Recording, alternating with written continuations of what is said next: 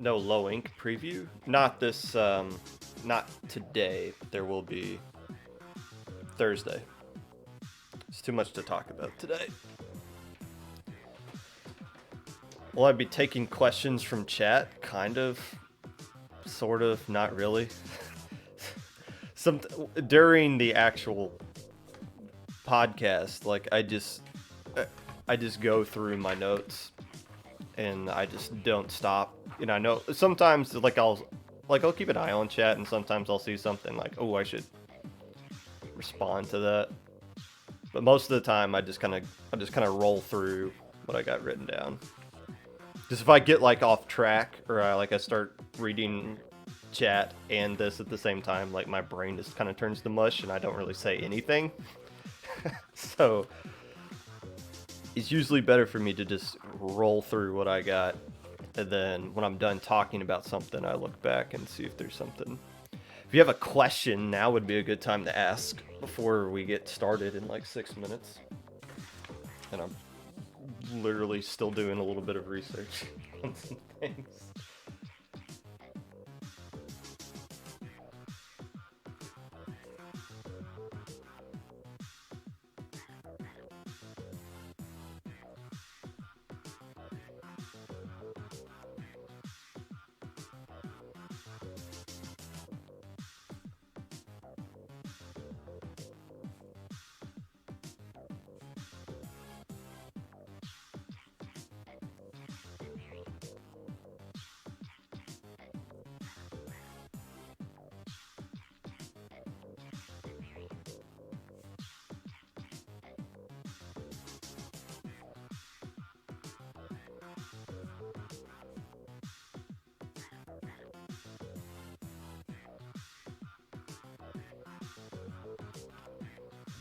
Okay, what? I tap nap status, laugh or cry. It's, art is open to interpretation however you want to see it. Podcasts telling the stories are so entertaining. Good! If this wasn't entertaining, I would assume you wouldn't be watching, so good. Good morning, Yucky Chan. Opinions on Mahomes, Brady Super Bowl. I've never really been a fan of Tom Brady, but I want to see him win one more. I've never been a fan of LeBron James either, but as I'm getting older, I'm realizing, oh, this is the best thing I'm ever going to see ever, so I might as well start appreciating it. So I want to appreciate Tom Brady while he's still here and still playing at a high level. Whereas Mahomes, we're going to be seeing Mahomes play at a high level for the next couple of decades, so I'm not really tripping about that, but that's my opinions on that. I think it's hilarious that Tom Brady, or the Buccaneers, are going to be the first team ever to host a Super Bowl, and they're not. Oh, I guess they're going to have some fans there, but it's not going to be like the normal Super Bowl crowd they see, so there's my quick thoughts on the Super Bowl. Recently announced tournaments like GGG and Squid Junction. I have no idea what those are. I haven't heard of either one of those yet. Last week I ran through like a gazillion tournaments that I found. So the fact that there's even more tournaments that are popping up out of nowhere, I have no idea about anything about them. But if you think they're interesting, maybe I'll look into it. Yeah, your name is Squid Junction, so give me a quick blurb. What is your tournament? What makes your tournament unique from everything else?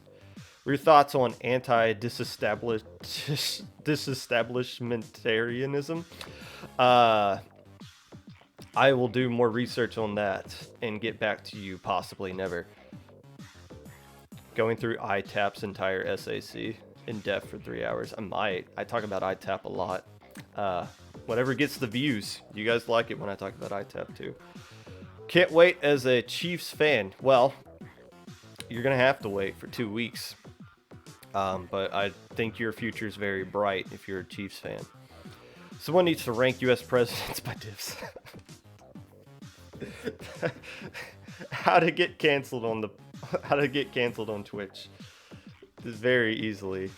Where am I going to put Donald Trump? Is there a div below div 8? U.S. antics. Hi Popcon. Hi Apple. GGG is a huge one by the end game. Oh, that's the one with that Nine was creating, I would assume. We want to talk about ITAP more than our 1-year anniversary as a team, actually. Yeah, I saw that on Twitter. Congratulations on being a team for 1 year. I will say this about ITAP.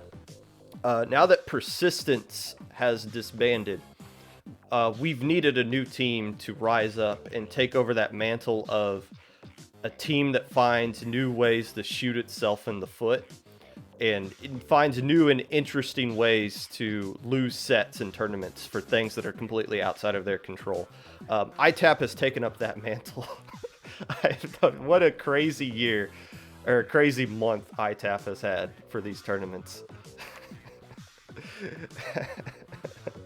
Hang in there. You guys are doing all right. Unless you're not, I don't know.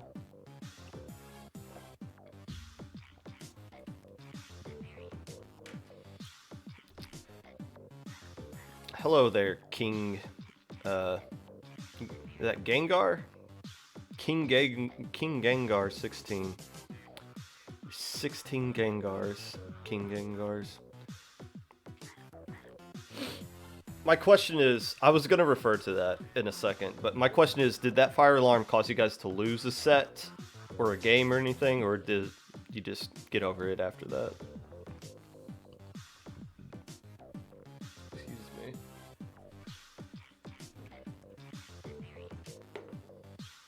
I'm burying the lead here. Thoughts on low-level invitationals? LSL is going to be an invitational coming up. Hey, Toph. I'm fine with invitationals. I don't care. I would assume people who don't get an invite are going to be butthurt about it. But I don't know. I haven't really thought about lower level invitationals. I don't think I've ever heard of an invitational at a lower level before. I'm fine with it. My only concern is that some teams aren't going to, whoever doesn't get an invite is going to be butthurt about it.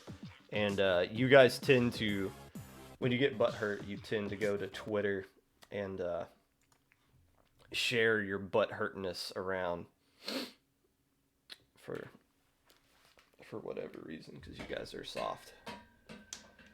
Y'all are so freaking soft, dude. Okay. Oh, that looks like a mess.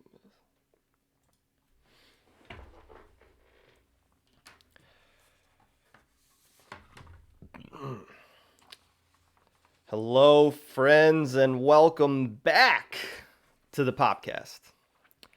Whenever you're listening to this, whether it be live or a VOD, Twitch or YouTube, while you're reminiscing about G7, the last land we may ever have, hoping your secret crush will finally reveal themselves to you in your 100th "What colors symbolizes your feelings for me?" tweet. Having the fire alarm in your dorm go off in the middle of an SAC set, whatever it is that you're doing right now, I appreciate you taking the time out of your day to listen to this. Unless I don't. Hey, Low Ink is this upcoming weekend. If you're here wondering where the preview that I usually do for Low Ink is, well, it's not here yet. If you've recalled in the past, whenever there was a Monday episode where I've had a lot of things to talk about, I would push back the Low Ink preview to Thursday. And that's what I'm going to do this time. So we're going to have 2 Popcast episodes this week. Today, obviously, you see what we're going to be focusing on. But if you're here for Low Ink preview stuff, you're out of luck, sweetheart. You're going to have to wait till Thursday. 2 reasons for that. Other than just having a lot to talk about today. I wanted to do it on Thursday anyways. Number 1, I am not sure who's going to be eligible for this one. I'm not saying that as part of the SAC staff. I'm just saying that as a casual person who just kind of looks at all lower level stuff. I have no idea who's going to be eligible for this Low Ink. I don't know how SAC changes things. I don't know what the skill level for SAC is. And it's seeing the results teams are having in SAC, it's like, okay, are these like low ink teams or not? And it's making things confusing. So I don't. So for that, I'm gonna wait for this week to kind of clear up. I do a good chunk of the verification for teams, and I honestly haven't done a whole heck of a lot of that. That's gonna be my focus. Literally, as soon as this podcast episode is done, I'm gonna start verifying you guys that have signed up. Um, 70 teams have already signed up for this upcoming low ink, which is a big number for Monday. Usually we get like 50 to 60, but we already have 70 teams. That's a sign that this low ink's going to be pretty massive compared to the low inks we've had in the past. Now, traditionally, low ink has been getting 100 plus teams consistently for about the past 5 or 6 months now, and that's looks like that trend is going to continue over into 2021. I have no idea what my top 10 is. Whenever after I recap a low ink tournament, I go back and I write down what I think my top 10 is going to be going into next low ink. And I looked back at that recently and I was like, nah, this isn't even close to being accurate. I have no idea. I don't know who the favorite is going to be.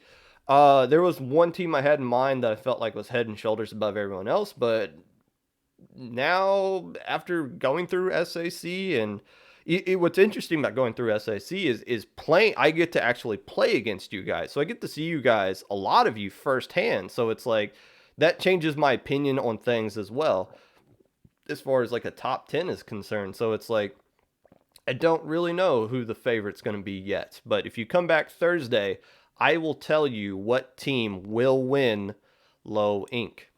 And keep in mind, if you want your team to be eligible for low ink, make sure you sign up now. I don't have the link up, but you guys know where to find the link to sign up for low ink. If you don't, and you've just been relying on me to post it in chat, and well, sucks to suck.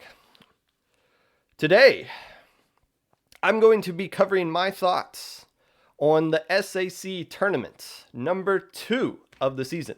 Not doing a full recap of it, and like I said, my team plays in it. I'm not going to look at each individual game, but just talk about the tourney as a whole.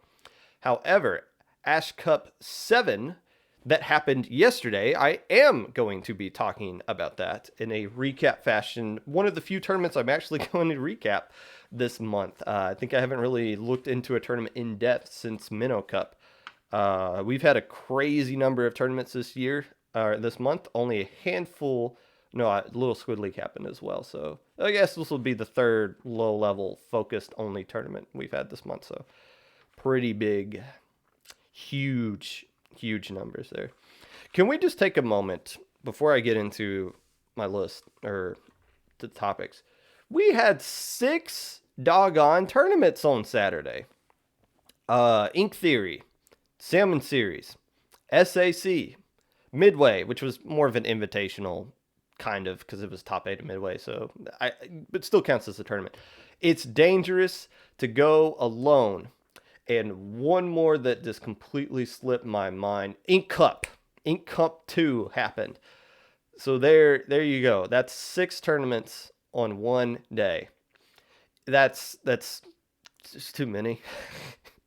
But I'll say this. Whenever somebody tells you that this community is dying or the competitive scene is just completely dead in Splatoon, they're right. It is. We're we just had 6 tournaments on one day, and I think like 3 or 4 on Sunday. I know the college thing had a tournament, and there were some other smaller ones as well outside of Ash Cup. But first, before we get into all that stuff,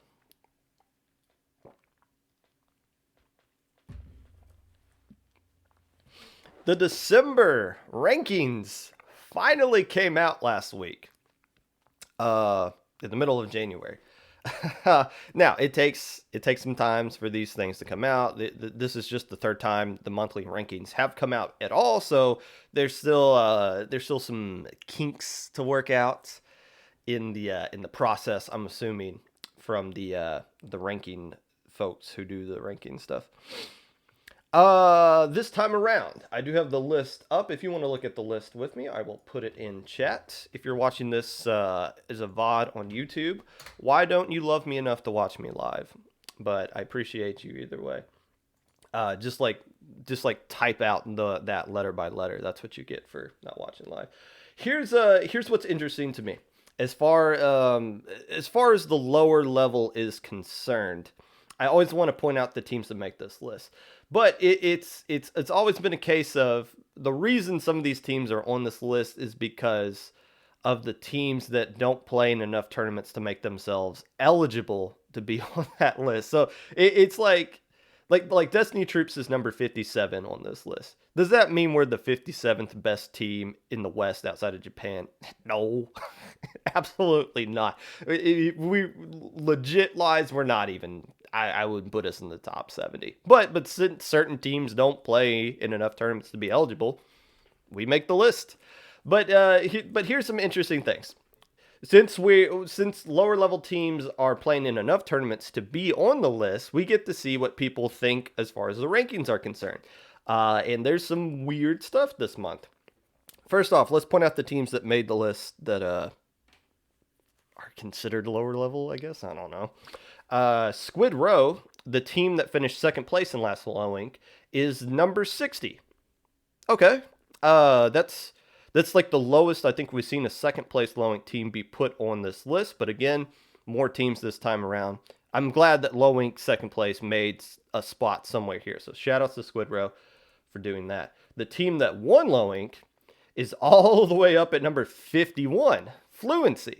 Now, Fluency is no more. First, they dropped the ink out of their name, and now they just completely dropped the Fluency out of it as well.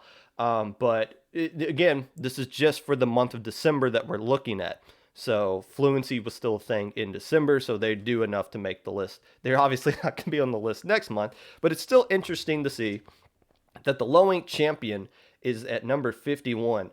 Over a ton of really good teams here. They're over Rising Wave, Blue Ring Kraken, West Broadway Grillers, Destiny Troops, Luau, and Avalanche. All those teams not even eligible to play in Lowink.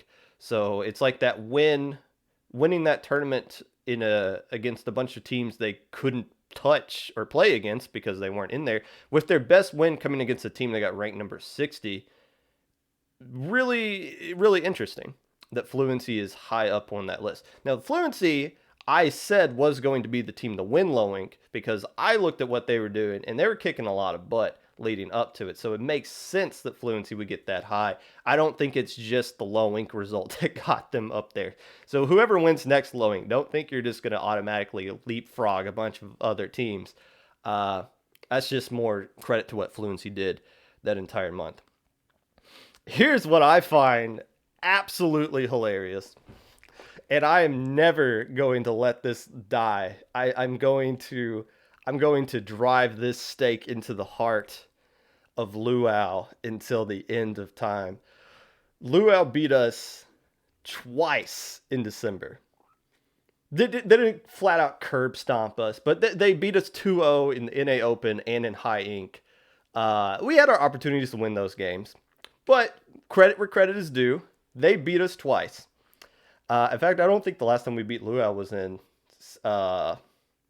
July or August in a tournament. Luau's here at number 58, and Destiny Troops is at number 57. Somebody, or at least enough people who work for the ranking thing, saw Luau beat us twice and said, I still think Destiny Troops is better. So... okay, we take those. But I will make the case for Luau, though, because there's something really weird here. Luau was last month. I forget what their actual ranking was last month, but they're in the 30s. In the 30 category. It's now again, everybody got bumped down, so it's understandable that teams would get pushed down to make room for the teams that were eligible in December that weren't eligible in November. So everybody got bumped down. We get that. What's interesting is the amount of teams that leapfrogged over Luau. Here's the teams that just completely jumped over Luau. the West Broadway Grillers. Not to hate on them, but Luau finished third in high ink, and the Grillers didn't even win a single match in that tournament. The Grillers are now 4 spots above Luau. That's interesting. Obviously, Destiny Troops. Should we be ranked above Luau? No, but hey, we are. So sucks to suck. Fluency, Blue Ring Kraken, Port Raccoon. Um, it, it's just really interesting. Now it's not like Lua had a bad month. I think they had a bad SOS. That was mainly due to them having DC issues. I know they lost the fluency, but the reason they kind of lost is because I think Fern kind of DC'd and they had to play just 3v4, and they still took a game off of fluency in that set. But uh, I'm assuming that's kind of what drove the nail into the coffin for Luau, even though they finished third in high ink.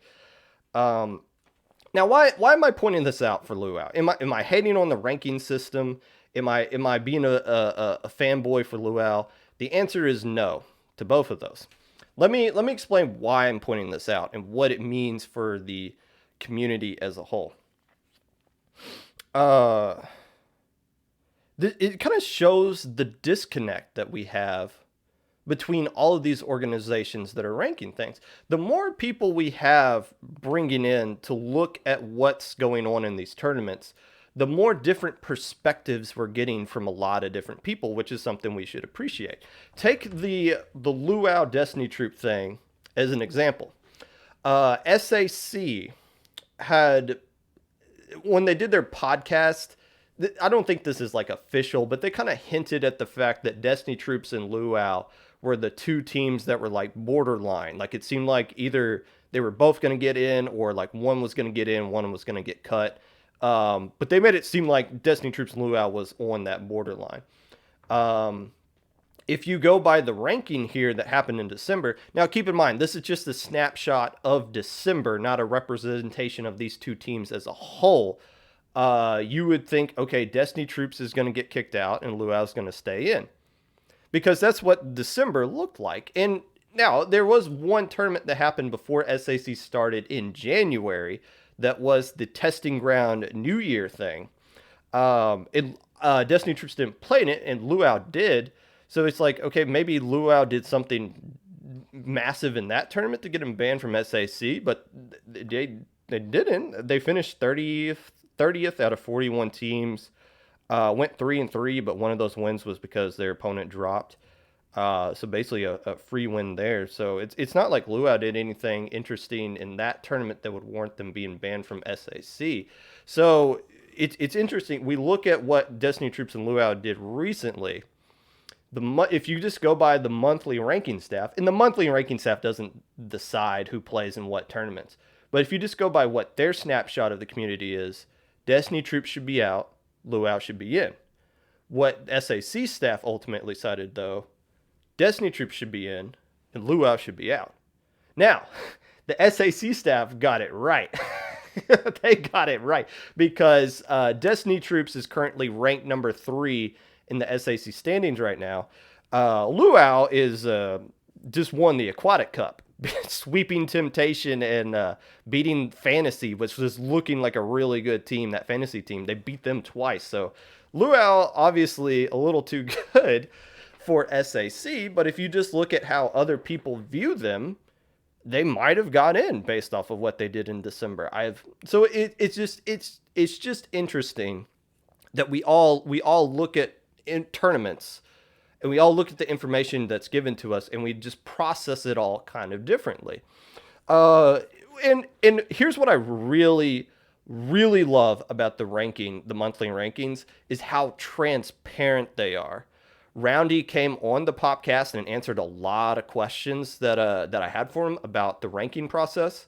I don't know what episode that was, but it's a good listen. If you go back on YouTube and you look for the Roundy monthly interview, he explains in depth a lot of the process behind the rankings of these teams.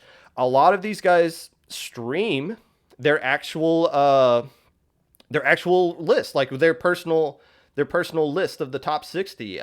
They stream it and they talk about like why they put teams where they do. The sheet itself, the ranking sheet itself lists like everything, like all the eligibility, all the ranking, like the whole process. So and they even put a little note here. There are many rock, paper, scissor trios that occur any month. If you were below a team that you beat, they likely beat a team that you beat. So that makes sense. They're kind of just like saying like, hey, if you're not where you think you should be, you're not really giving credit to what the teams you beat, what they actually did. So it's the monthly ranking staff are about as open and transparent as possible, and they show that they do their homework here. So that's something I just really appreciate that this ranking system kind of brings. And keep in mind, it's just a snapshot of December, so it doesn't really mean a whole heck of a lot for everything as a whole. Like Helix is unranked. Like they didn't even get a vote. Does that mean we're gonna let Helix in the low ink? No, hell no. They just because they had a bad month, and I don't know what Helix did in December, but that doesn't erase the fact that they beat Arctic Moon last year, that they beat Michelin Heroes, I believe, a couple of times. So that just because they're unranked doesn't mean they're a bad team or that they're going to be led into tournaments they have no business being in. It's just a snapshot of what happened for 1 month. And again, this is kind of all mute. These teams that I'm talking about at the bottom 10, it doesn't really matter at all, because at the end of the day, here's the teams that didn't make the list because they didn't reach the eligibility requirements of playing in enough tournaments. Freeze, Starburst, Rift, Conton, Splatterhouse, Odyssey, Polar Knight, Azure, and Knights of Queen. So if those teams play in just like one more open region, not region locked tournament, then like all these teams at the bottom 10 aren't even on the list to begin with. So it doesn't matter, So again, don't just take these things with a grain of salt. I'm excited to see this list, the process of making this list improve and grow over the course of the year. Somebody tweeted out when this came out that they want to see more people ask for scrims based off of this instead of looty divs. Yes, I am all for that. All for that. Because that looty divs, it's 10 months, guys.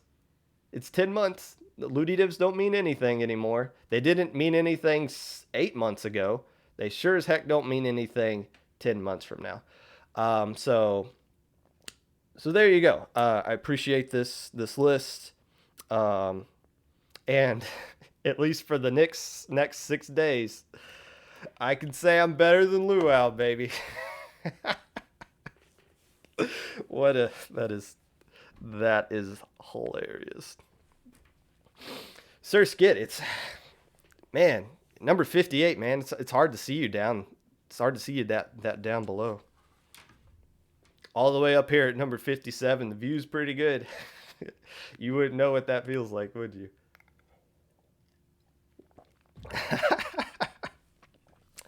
Oh. And if you think I'm going to mention the rankings in February, no, we're just going to skip that. We're not going to talk about the rankings unless Destiny Troops is above Luau. Always take the credit, never the blame. Popgun's actually a troll? Do you even know me? I've been on this planet for 30 years, and the vast majority of my audience is in high school. So yeah, being a troll is my only defense against you guys. It's the only thing I can do.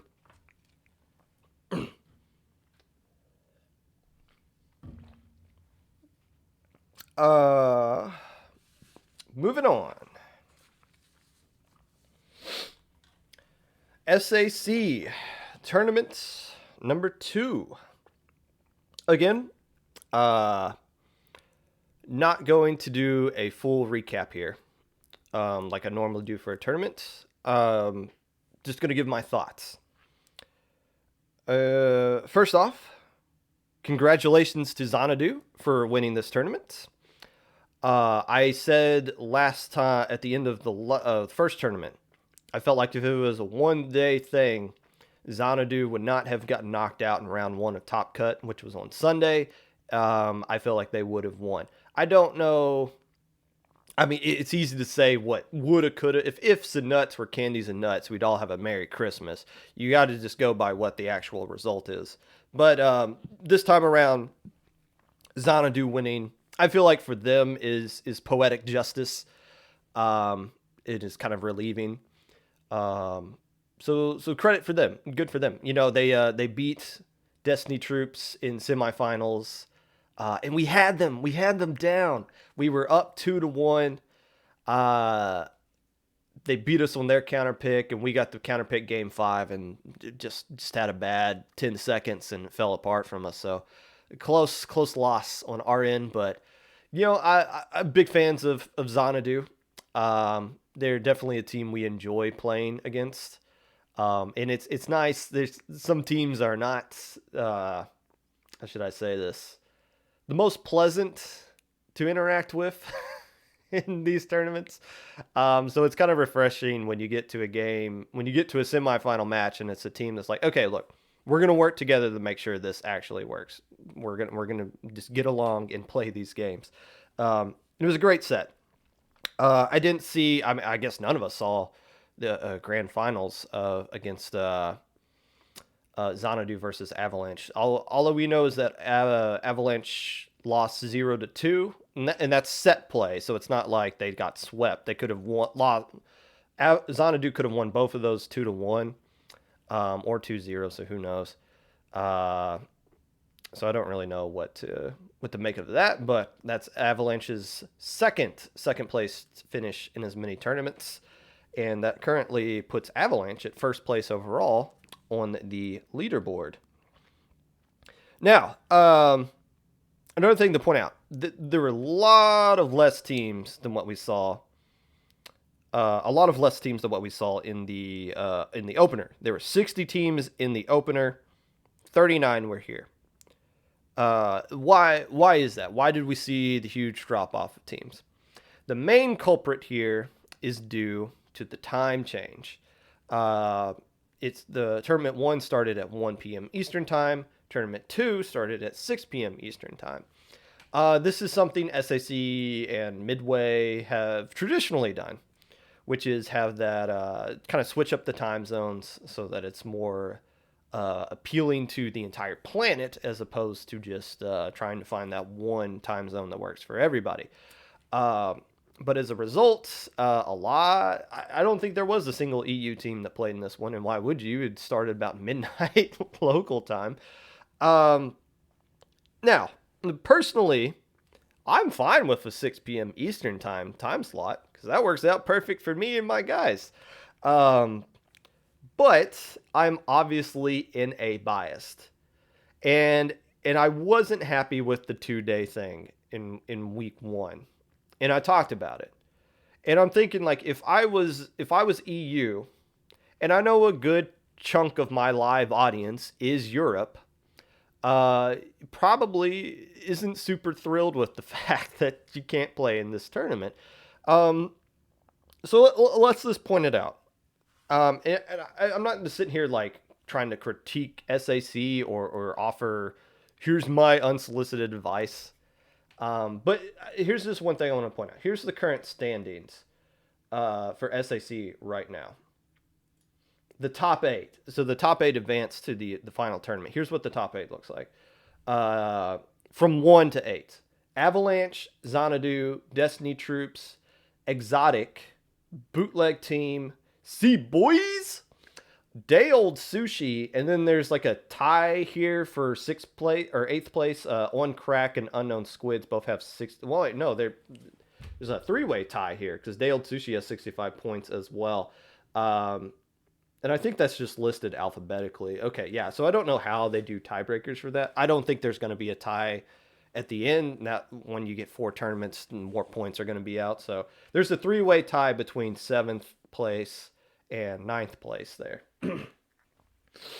And it's just listed in alphabetical order I'm seeing. I thought On Crack had the advantage because they played in 2 tournaments. DOS and Unknown only played in 1, but it's just listed alphabetical there. So don't know what the tiebreaker is there. But there's your snapshot of teams in the top there.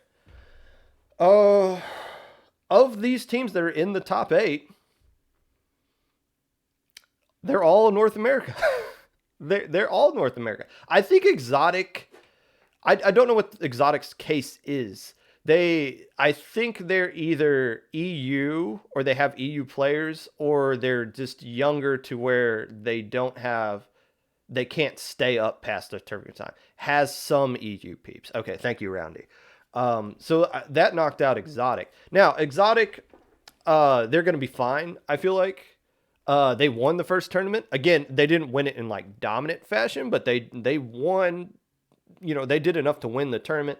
So even though they didn't play in the second one, they still have 100 points here, and that's good enough to put them in 4th place.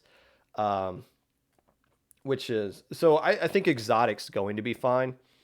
I don't think they even have to win the 3rd tournament to make top 8. I feel like they just got to make top cut. That would give them like another 60-ish points or so, 50 points, something like that. And then would just win one more game. I think that would guarantee a spot somewhere in the top 8. Winning the second one would be comfortable. But it's here's the difference between this season of SAC and last season as far as the rankings are concerned. Last season, the rankings were more of an eyeball test than just straight points. This one, there's no bias. There's no, I think this team is better than that team, even though they had a bad, or this team just had a bad tournament, we're going to give them a mulligan. No, it's like, you finished this place, you get this amount of points. Cut and dry, straight to the point. Which is why Avalanche is still above Xanadu on this list, even though Xanadu just beat them. Avalanche just finished 2nd place twice, so they get 80 points twice, and that trumps the round 1 loss that Xanadu had last tournament to Day Old Sushi of Top Cut. So that's why Avalanche is at the top without winning a tournament. It doesn't matter. It's just about points at this place. But if this was like the eyeball test kind of thing, Xanadu would be at the top over Avalanche, if that makes sense for comparison.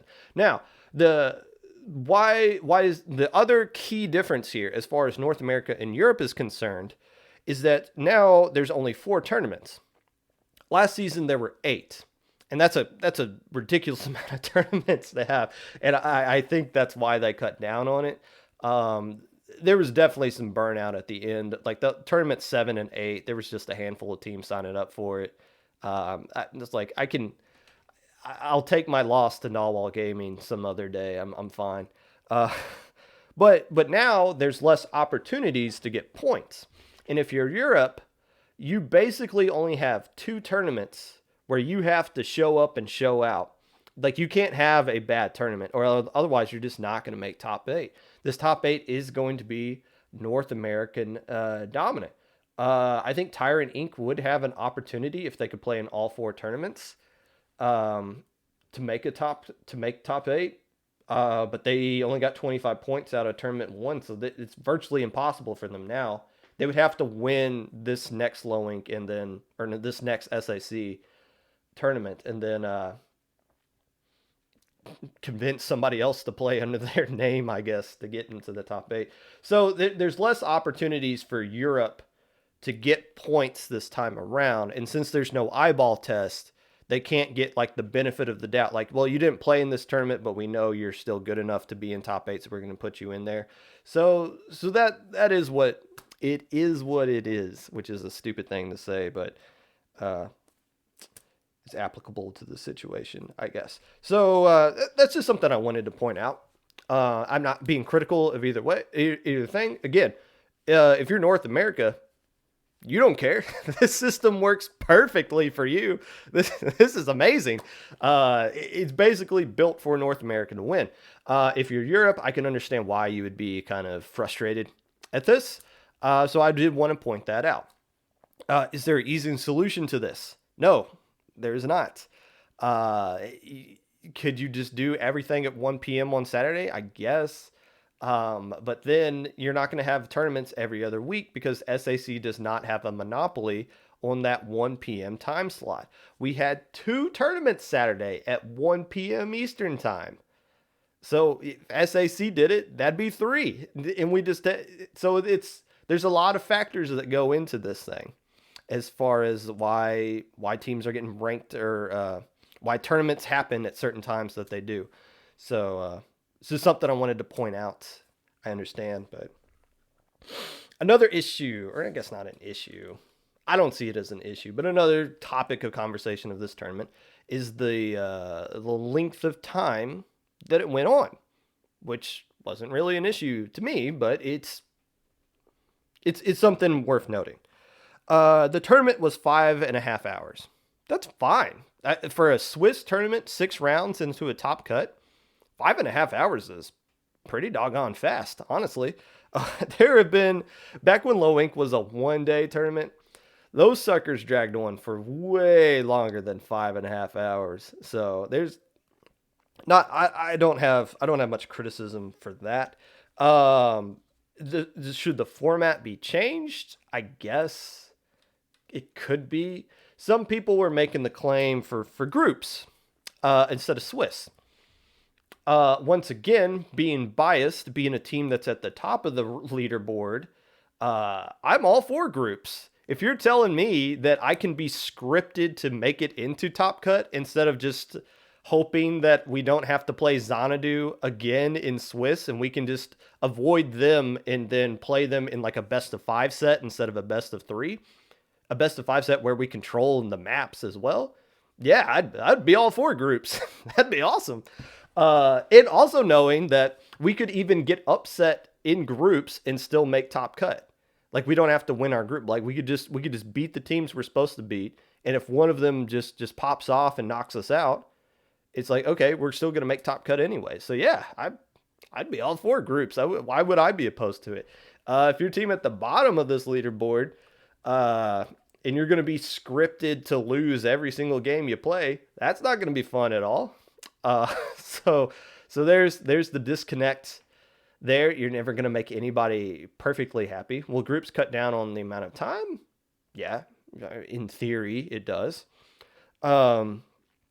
Unless you're using Smash GG and then it just completely explodes on you. But Battlefy seems to be handling groups pretty well, at least the tournaments I've been seeing. But I'm not advocating for one over the other.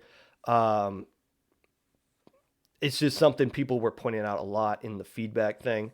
For the 5.5 hours that the tournament did last, though, again, this might just be my bias, but I was fine with it. I feel like I was playing. I've been doing this for like 2.5 years now, playing in tournaments like this. So I feel like Destiny Troops as a whole is good at pacing ourselves. We don't do league sessions after every single match. We don't do solo queue. We don't beat our brains out. We just sit in our lobby or we go to the training room and we just chill until the next match starts, and we just relax. And I feel like we were playing better as the tournament was going on, as opposed to just okay, this is Top Cut. What's mentally left here? No, I feel like we were getting better. I feel like the best game we played was in the bronze medal match, or just everything was kind of locked in there. For me personally, being a 30-year-old man, and I feel like this is something more you deal with when you get older, as opposed to some of you younger players, is when the tournament's done, like I'm so locked in to playing into the tournament. When it's finally over, like it takes a long time for me to just kind of like wind back down, like to just like lower myself back down from that competitive high that you kind of get. Like Saturday, like we ended at like 11. I didn't go to bed till like 4:30, just because like I couldn't turn my mind off. Like you stop playing, but you've been doing it for 5.5 hours at a high level, at a competitive level, and you're just thinking, you just replay everything in your head, and it's just like I think back to like a certain game in Swiss that didn't mean anything, but it's like, oh, what if I go to the right here instead of or what if I like had helped out one of my teammates who went over to the left side of the map while they were pushing, or oh, I should have watched the flank coming over there. Like those things just kind of replay in my head for hours upon hours after a tournament's over. So, and I don't play on Sunday. Like if we have a long tournament on Saturday, I just don't play on Sunday just because I'm just exhausted with the game. I mean, I'm fine now. I'll play it now, but I just couldn't pick up a controller yesterday. And I wonder if that's something other people kind of deal with as well after a long tournament like that. But again, during the course of the tournament, I don't buy into the fact if you're fatigued during the tournament, you're doing something wrong. Like you're probably just trying to grind your brains out, or you're doing that solo queue or league session in between matches for whatever reason that helps. You think that helps you, you're an idiot. I got to constantly be playing this game or else I'm going to get cold. No, you're not. You're warmed up. You're ready to go. You're in that mental state. You're just kind of beating your brains out at that point.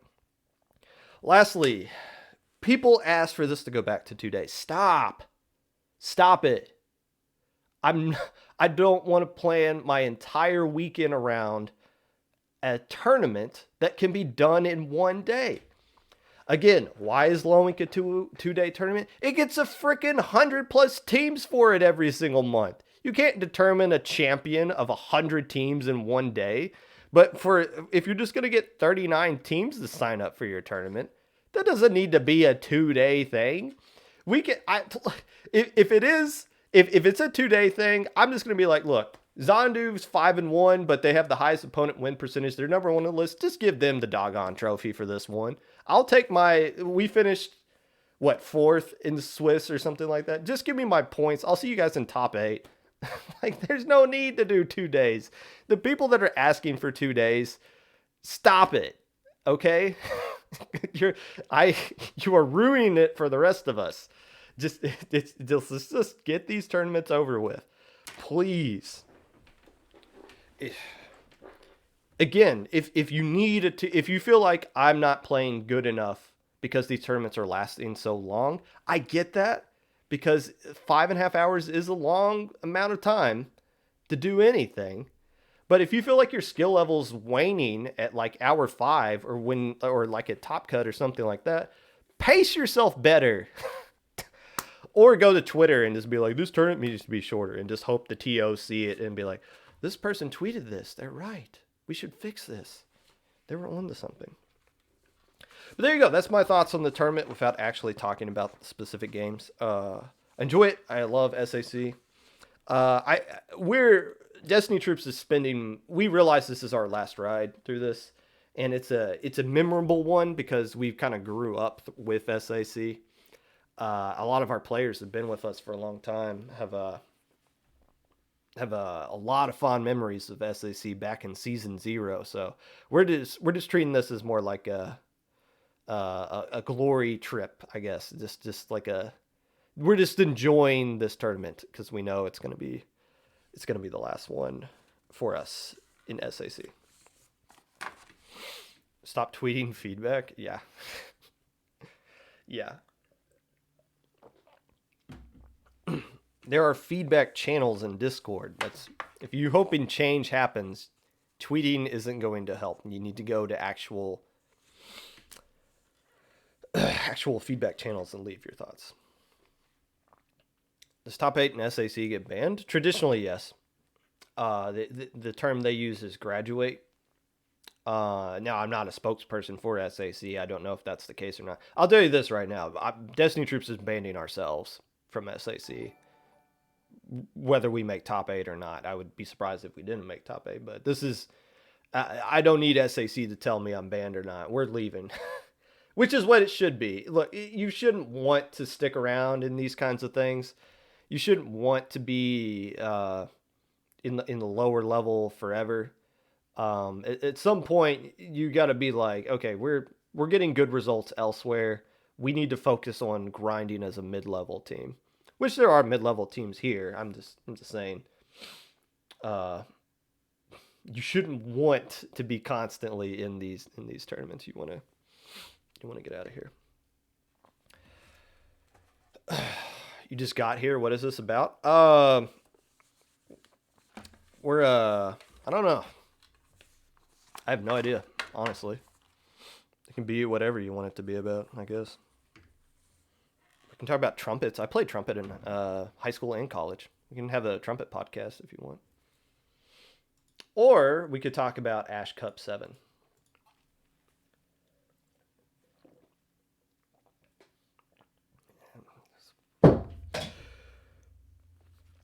Ash Cup 7. First off, shout outs to Rocky. Like I said, I was kind of mentally drained after this tournament, so I didn't really pay attention to Ash Cup live. But Rocky sent me some updates, and it's like, hey, this is what's going on. Here's some interesting topics you might want to look into. And I really appreciate that, Rocky. So if you're still in chat, thank you for sending me that kind of stuff. Because it kind of helped me last night as I was writing notes for this and be like, what I should be looking for in general. With that being said, 18 teams played in this one. It was a group format, and this was a bit of a mess. Oh my goodness. A lot of teams dropped, I think, like right before the tournament or right as seeding was being done, so there wasn't really any way to get rid of them. If I'm looking at the tournament as a whole, and I guess I could, if you want to look at this with me, here, I'll put it in chat. How about that? That's the link to the top cut if you want to look at the group stage. If you want to open your brackets to page group stage, we're going to be looking at Group B starting out here. Because Group B is the only group that actually had 5 teams in it. 5 legit teams in it. Group A had 4 teams in it. One of them dropped, so really they just had 3. Group C had 4 teams in it, and none of them dropped, so they had a legit 4. And Group D, same kind of scenario as Group A.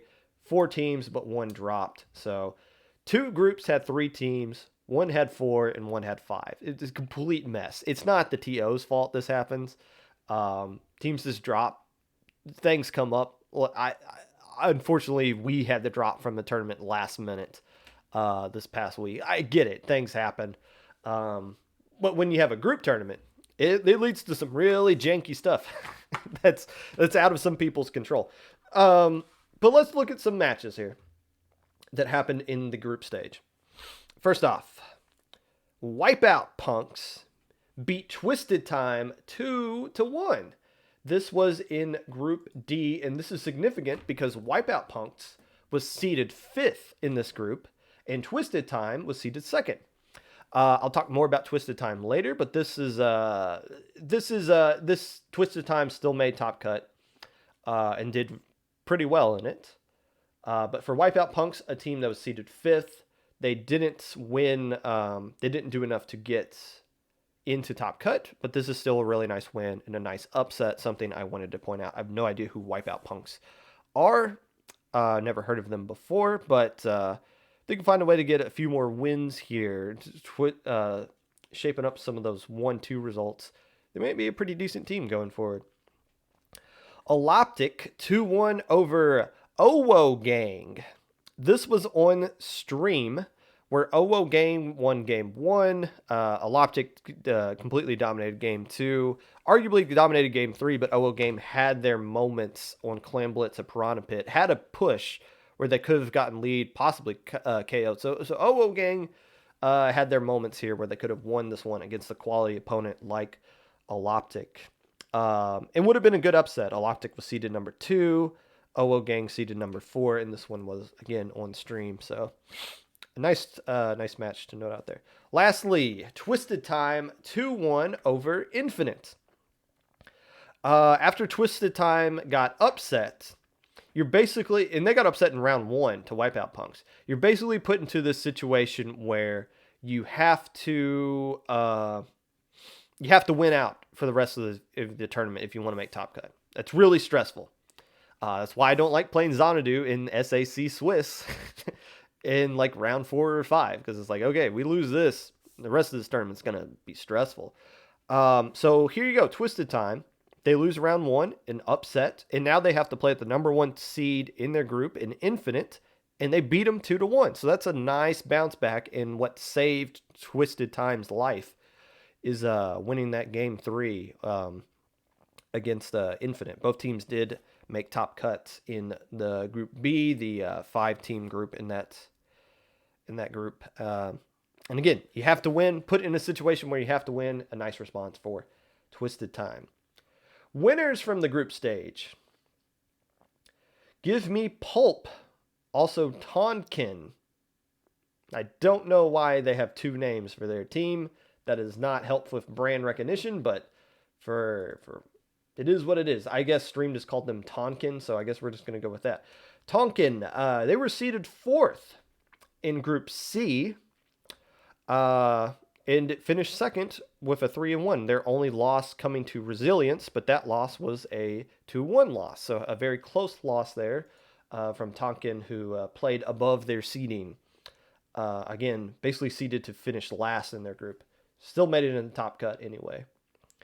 Elloptic, the number 2 seed, went 2-0. The reason I'm giving them a winner's roll here from the group stage is because they won both matches 2-1 in each group. Actually, every single game that was in Group A went 2-1. There were only like 3 groups, or there were only like 3 games in that group period, but still every game was really tightly contested. So Elloptic being the team to come out of that one, give you credit for that. Lastly, once again, a winner roll to Wipeout Punks.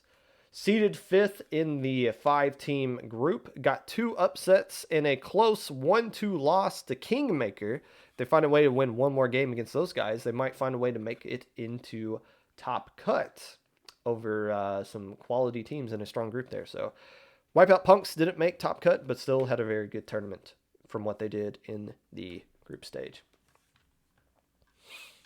Name is Tonkin. Tonkin. Pulp is the captain. Okay, so Pulp just wrote down their name in parentheses Tonkin. Or they just signed up wrong.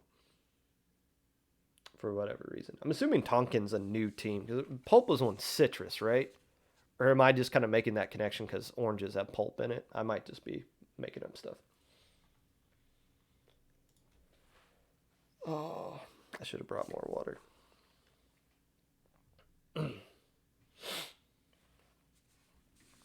Lastly, looking at Top Cut now for this tournament.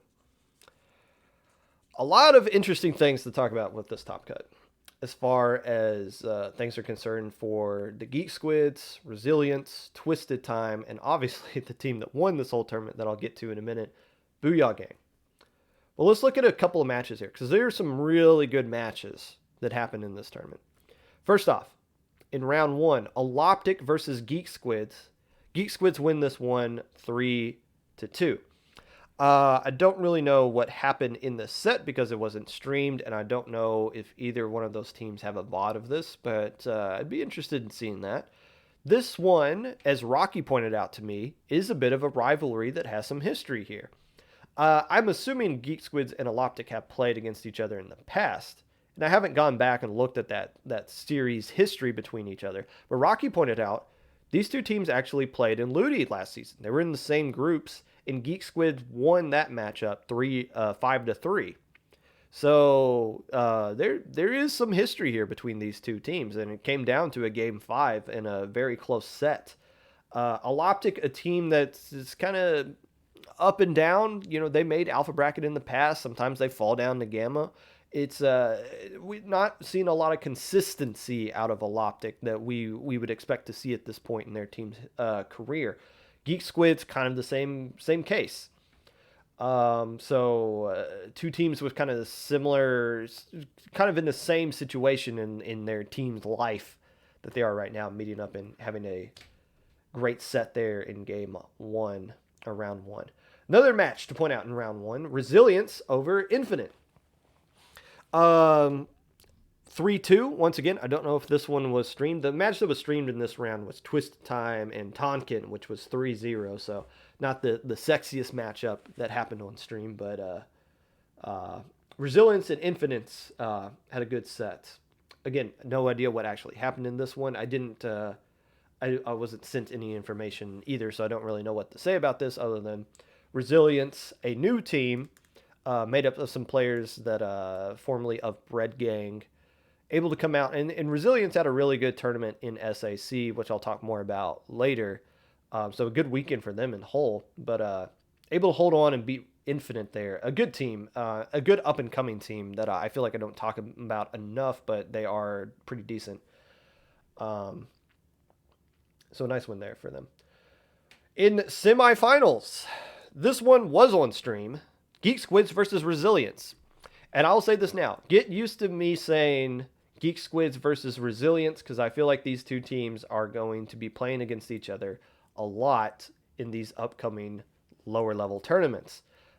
Geek Squids is obviously a team they've been around the block for a little bit. Resilience, new team, up and coming, but have a lot of good pieces together. So I feel like these two teams are going to be destined to play against each other in these kinds of top cut matchups. And one team is going to not win a tournament because they can't beat the other at some point. Like there might be some gatekeeping going on here with Geek Squids keeping Resilience down if they can't find a way to overcome them in the future. But this one was on stream. 3-1 in Geek Squid's favor, but it was close. I don't do a game of the year. I do matches of the year. But if there was a game of the year, this is an early contender here on Splat Zone's Gobi Arena. The lead went back and forth. Ultimately, Resilience was able to get control of the lead late in the game with 3 points remaining. No. Geek Squids got the lead with 3 points remaining to KO. Resilience stole it back late with only 1 point remaining before Geek Squids stole it back and got the win in overtime. So that one went back and forth and ultimately decided it wasn't like the final game of the set, but if Resilience wins that one, they have the series lead going 2-1. Instead, Geek Squids comes back and I don't say steal it, but flat out earned it over the course of the entire game and went up 2-1 over Resilience and was able to just kind of hold on to get the win in game 4 there. So, but that Splat Zone's Gobi game, very entertaining to watch. One more thing I kind of want to note out. I don't know who the commentator is for this tournament, but I really enjoyed listening to them. It's a solo. They do it like a solo stream. It's just one guy commentating. And I'm sure somebody in chat knows the actual name of that person. So be sure to give them Evian. Okay. Thank you, Rocky. But this guy, it's like listening to an old timey radio broadcast of a sport event. Like before you could watch the Super Bowl on the TV and you had to huddle around a radio to listen to the radio broadcast of the event. That's what I feel like this guy that's this guy's kind of style. Like I could just turn off the game and just listen and hear him describe what's going on in the game in this kind of a chill matter. It's unique from other commentators and I enjoy it. Just throwing that out there. Before we get into grand finals, I want to point out the result of the bronze match. Resilience beat Twisted Time 4-2. Twisted Time, I should say, they knocked out Tonkin 3-0, got lost to Booyah Gang, and that's how they ended up in the bronze medal match. So Resilience got a nice win here. Twisted Time, 4th place finish is not too shabby for them as well. I played against these, I almost said Bofa, these two teams recently. We played against Twisted Time in the SAC Tournament 1, and we played against Resilience last week, or Saturday, sorry. Again in the SAC tournament. So we played against these two teams. So I've got to see them both firsthand. And they've been, they seem pretty even with each other. It doesn't surprise me that it's a 4-2 set, that one team didn't just completely dominate over the other one. So this is kind of like the next class that we're seeing right here. Like now that all these teams are starting to leave low ink or just disband or whatever, it's like, who's going to take their place? It's going to be Twisted Time. It's going to be Resilience. It's going to be teams like that are going to be rising up, that are going to be the teams that are eventually going to be in like the top 10 if they're not already for low ink. But before we get into that, what this means for each team, let's look at grand finals and talk about Booyah Gang. Geek Squids versus Booyah Gang. This one went 4-0 in the favor of Booyah Gang. This is a rematch from the group stage where Booyah Gang won 3-0. In fact, Booyah Gang did not lose a single match, a single game in any match this entire tournament. They had a perfect tournament, the first perfect tournament ever in Ash Cup history, and it makes no sense that Booyah Gang would be the team that have this perfect tournament. I know I've heard of Booyah Gang before, and I wasn't quite sure where. I looked in low ink all the way back to June, and they didn't play in any of them. So it's like, how do I know them? I looked back to Ash Cup 6. They actually played in Ash Cup 6. They were in a group with Tabiki, Deep Sea Krakens, and Ink Alchemy, where they won that group, and then they made Top Cut, and I believe they lost in round 2 of Top Cut. They swept Adrenaline and then lost to Tyrant Inc. Tyrant Inc. 3-0'd Booyah Gang, and you're saying they're a French team. Okay, cool. But from what we've seen out of Booyah Gang in the past, which isn't a lot of information, I'll give you that, but it's like, I have no idea anything about these guys, but they're obviously a pretty doggone good team as they swept this tournament here in Ash Cup without a second thought. So we're learning more about Booyah Gang, apparently a French team. Congratulations for them for winning Ash Cup 7. I don't know if they're going to play in low ink or not. They haven't in the past. Might not be their thing. Might not be their cup of tea. So I don't know what to say about Booyah Gang going forward other than nice game. Nobody in this tournament was even at their skill, was even close to their skill level. What does this mean for Geek Squids, though? For Geek Squids, this is the result we've been expecting from them.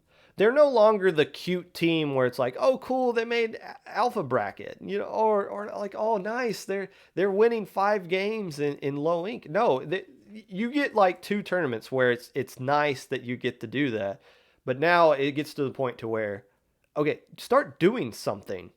You're just going to be one of those teams that just lingers around. Geek Squids getting silver bracket here is their first step at doing something. And I feel like we're putting a lot of expectations on them. Not just me, you guys included. Geek Squids, I usually have somewhere at the bottom of my top 10 for low ink. I think I had them at number 10 last month. But when I put out the poll, or not a poll, when I put out just a tweet that was like, what is your guys' top 10 for the December low ink? Every single person who left a legit prediction had Geek Squids in your top 5. So all of us in our mind have built up Geek Squids to be a really strong competitor, but we haven't seen legit results yet until now. And that's why I'm excited when they beat Elloptic 3-2, when they beat Resilience 3-1. And then they just run into a brick wall at Booyah Gang that nobody could touch. But it's like, okay, here's the first instance that we can see Geek Squids is actually they're starting to knock on the door. Which we've assumed they've been knocking on the door, but now's their first time. They are actually knocking on that door right now. Do they have enough to where they can open the door at this point and take that next step? I guess we'll figure that out this upcoming weekend in low ink, but this is a result Geek Squids needed to have, a second place finish here, and they went out and got it. So hats off to them for doing just that. And with that, I've officially run out of things to talk about on my sheet of paper there. So there you go. There will be another Popcast this Thursday. We're going to do the legit low ink preview. I might find something else to talk about as well. Another topic, if anything catches my fancy, we'll discuss that. Maybe interview somebody too. I don't know if anybody's interested in their thoughts on how they're going to do in low ink or something like that. But with that being said, I'm going to be switching over to rating somebody. Who are we going to raid this week?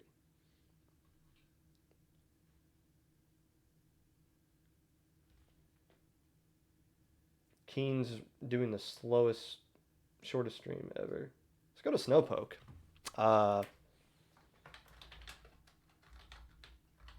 Ink Theory happened this upcoming weekend, or last weekend. I didn't look anything in the Ink Theory. I might do that right now, actually, just to kind of see what happened in there.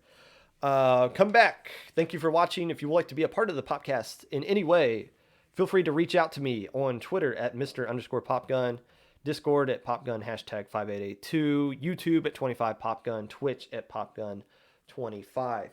I will be doing the low ink preview this upcoming Thursday, same time and Twitch channel, obviously, that I usually do these things. So come back out for that. In the meantime, keep wearing your mask. Even after you get vaccinated, just wear your mask. It's not the most difficult thing in the world. You guys make it out to be. It's not. It's not.